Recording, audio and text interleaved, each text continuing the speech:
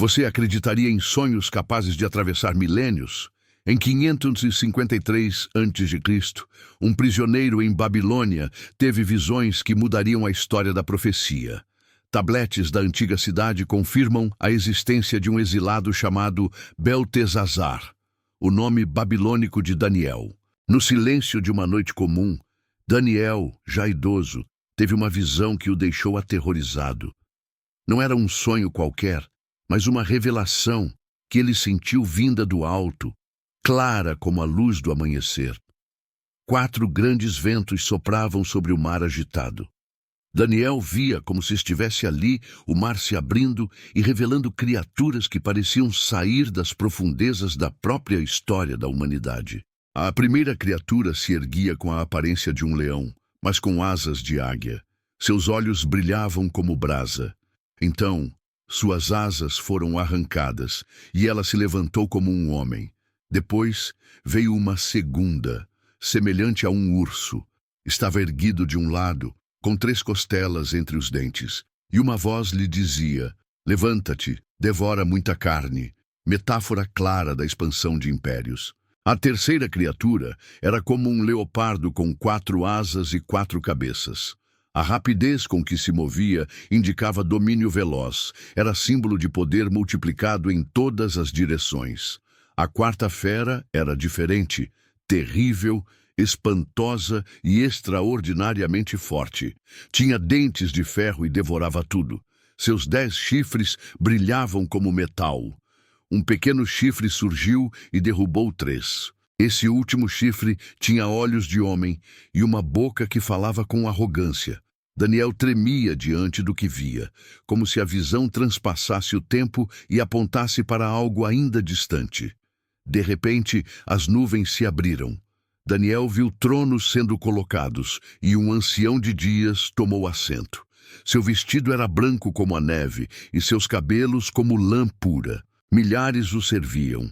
Miríades estavam diante dele. Os livros foram abertos e o tribunal celeste iniciava julgamento. A fera foi destruída e os outros reinos perderam seu domínio. E então alguém semelhante a um filho do homem vinha com as nuvens do céu. Aproximou-se do ancião e recebeu domínio, glória e reino. Seu poder seria eterno, que jamais passaria. Daniel acordou perplexo. Seu rosto estava pálido e ele mal conseguia falar. Guardou a visão no coração porque sabia. Aquilo era para tempos ainda mais distantes. No ano seguinte, outra visão o visitou, no palácio em Suzã. Estava junto ao rio Ulai, quando viu um carneiro com 2 chifres. Um era maior que o outro, mas os 2 estavam de pé. O carneiro avançava para o oeste, norte e sul. Ninguém podia detê-lo. Mas então surgiu um bode vindo do ocidente com um chifre notável entre os olhos. O bode correu furiosamente contra o carneiro e o derrubou. Seu chifre grande quebrou-se e em seu lugar surgiram 4 pequenos, apontando para os 4 ventos da terra. De um desses chifres pequenos, surgiu outro ainda menor, mas que cresceu em poder. Atacou o exército celestial, derrubou estrelas e profanou o santuário. Foi dito: por 2.300 tardes e manhãs, então o santuário será purificado. Daniel buscou compreender, mas a revelação era selada para os últimos tempos. O anjo Gabriel apareceu e explicou. O carneiro simbolizava os reis da Média e da Pérsia. O bode era o rei da Grécia e o chifre grande, Alexandre o Grande. Os 4 chifres menores representavam reinos divididos após sua morte. E o pequeno chifre, uma figura futura que se exaltaria contra Deus e causaria desolação. Daniel desmaiou, exausto. Levou dias para se recuperar. Mesmo assim, manteve tudo em segredo, pois a visão era verdadeira, mas distante. Alguns anos depois, Daniel leu no livro do profeta Jeremias que o exílio duraria 70 anos. Ao perceber que o fim se aproximava, caiu de joelhos e orou, jejuando e vestindo pano de saco. Confessou os pecados do povo e pediu misericórdia.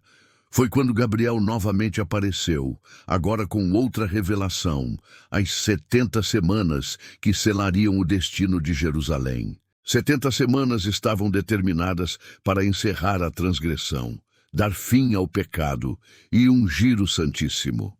As primeiras 7 semanas reconstruiriam Jerusalém. Depois, 62 até o ungido ser morto. O povo de um governante que viria destruiria a cidade e o santuário. O fim viria com uma inundação, e guerras estariam decretadas até o fim. Mas aquele que fizer aliança quebrará na metade da semana. Daniel ficou atônito. Sabia que essa revelação falava de tempos messiânicos e de um futuro ainda distante, mas inegavelmente real. Na terceira visão, já no terceiro ano do reinado de Ciro, Daniel jejuou por 3 semanas. Às margens do rio Tigre, teve outra aparição. Um homem vestido de linho, com cinto de ouro de Ufaz. Seu rosto era como relâmpago, seus olhos como tochas, braços e pés como bronze polido. A voz como o som de muitas águas. Os homens com Daniel fugiram apavorados. O ser angelical revelou que uma batalha invisível acontecia entre os reinos espirituais. O príncipe da Pérsia resistira por 21 dias, até Miguel, o arcanjo, intervir. E revelou o que estava escrito no livro da verdade. Reis da Pérsia se levantariam, e então um rei poderoso surgiria. Mas seu império se dividiria após sua morte. Guerras, alianças quebradas e traições dominariam a história entre o rei do norte e o rei do sul. Daniel via cenas que misturavam política, fé e o destino do povo de Deus. Ao final, o anjo revelou que surgiria um rei sem consideração por nenhum deus. Exaltaria a si mesmo e agiria contra o pacto sagrado. Colocaria a abominação desoladora no lugar santo. Mas os que conhecem ao seu Deus resistiriam com sabedoria. Muitos tropeçariam, mas isso os purificaria. E no tempo determinado, o fim viria.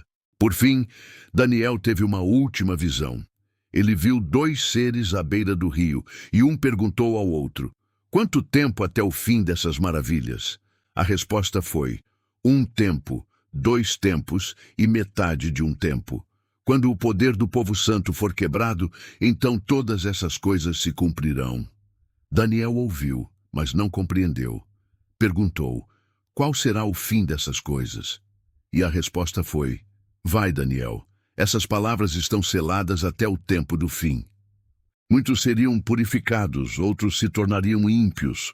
O sábio entenderia, e tu, Daniel, descansarás e ressuscitarás para receber tua herança ao fim dos dias. Essas visões não foram dadas apenas para Daniel, mas para todas as gerações que vieram depois. A mensagem central: Deus está no controle da história, mesmo quando os impérios parecem dominá-la. Em tempos de incerteza como os de hoje, as palavras de Daniel ecoam com força. Elas nos lembram que há um plano maior, invisível aos olhos, mas revelado aos que buscam. Daniel não entendia tudo o que via, mas confiava. Seu exemplo nos convida a viver com esperança, mesmo sem compreender cada detalhe do que virá.